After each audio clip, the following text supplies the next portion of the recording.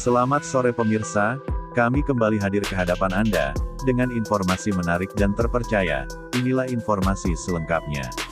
Seakan tak percaya kalau timnas Indonesia sudah mendekati level negaranya di Asia, legenda Jepang ini tantang STY untuk penampilan memukau timnas Indonesia dalam sejumlah turnamen internasional mendapat atensi dari tim-tim besar Asia. Kabar tersebut bahkan telah sampai ke legenda Jepang yang menantang Shin Tae-yong lantaran tak menyangka dengan pencapaian timnas Indonesia itu. Seperti diketahui, performa timnas Indonesia di kualifikasi Piala Dunia 2026 layak mendapat apresiasi karena mewakili Asia Tenggara ke ronde ketiga. Timnas Indonesia mengumpulkan 10 poin dari 6 pertandingan grup F kualifikasi Piala Dunia 2026 sekaligus berhak menyusul Irak ke babak selanjutnya. Namun, di ronde ketiga kualifikasi Piala Dunia 2026, perjuangan timnas Indonesia akan semakin berat karena telah ditunggu tim-tim kuat seperti Jepang, Arab Saudi, sampai Iran. Tidak hanya itu, Shin Tae-yong juga kembali berpeluang menghadapi negaranya sendiri apabila timnas Indonesia berada satu grup dengan Korea Selatan. Meski menjadi negara dengan peringkat FIFA terendah yang mampu lolos ke ronde ketiga kualifikasi Piala Dunia 2026, namun tim-tim Asia sudah mulai pasang alarm bahaya jika bertemu timnas Indonesia. Salah satu yang angkat bicara mengenai ancaman bagi negaranya jika menghadapi timnas Indonesia ialah Keisuke Honda, legenda Jepang sekaligus klub AC Milan.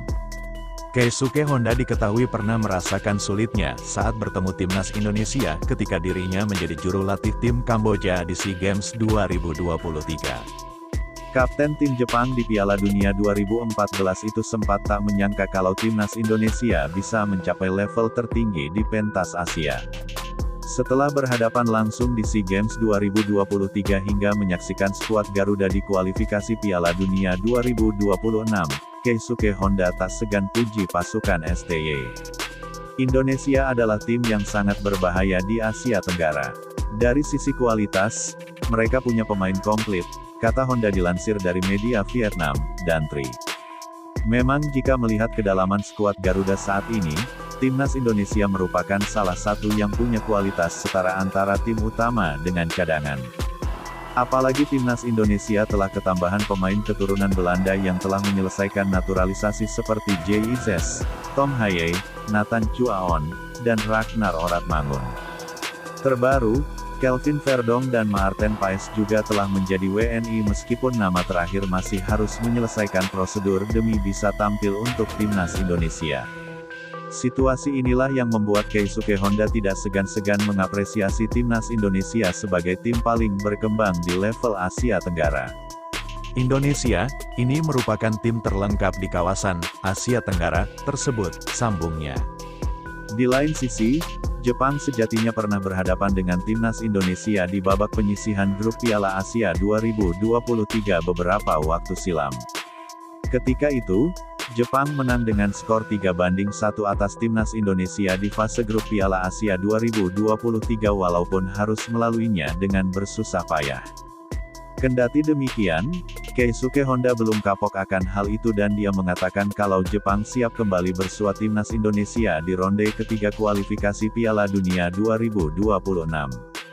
Menarik untuk menunggu pertandingan antara mereka timnas Indonesia dan tim Jepang di kualifikasi Piala Dunia, jelasnya. Timnas Indonesia menempati pot ke-6 di undian ronde ketiga kualifikasi Piala Dunia 2026, sedangkan Jepang berada di pot 1 sehingga kedua tim berpeluang bertemu di grup yang sama. Itu saja yang dapat kami sampaikan, bila ada salah kata mohon dimaafkan, karena kesalahan datang dari saya pribadi yang tak luput dari salah dan dosa.